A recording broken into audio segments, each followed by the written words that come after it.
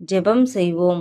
பரலோக பிதாவே, யார் என்னை கைவிட்டாலும் நீர் ஒருபோதும் என்னை கைவிடாத தேவன் என்பதை நான் விசுவாசிக்கின்றேன்.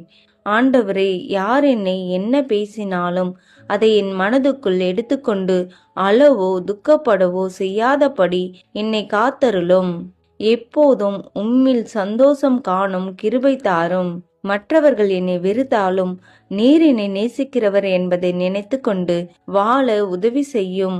என்னை ஒதுக்கும் உறவுகள் இருந்தாலும் அவர்களுக்காக நான் துக்கமோ கண்ணீரோ சிந்தாதபடி என் இருதயத்தை நீரே காத்தருளும்.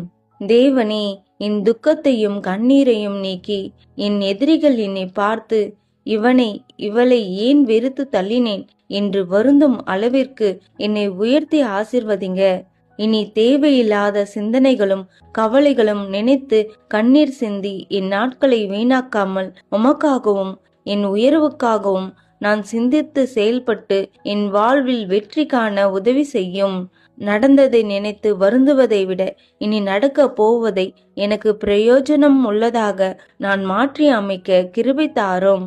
எங்கே என் தலை குனிந்ததோ அங்கே என் தலை நிமிரச் செய்யும். இயேசுவின் நாமத்தில் ஜெபிக்கிறேன் பிதாவே, ஆமேன்.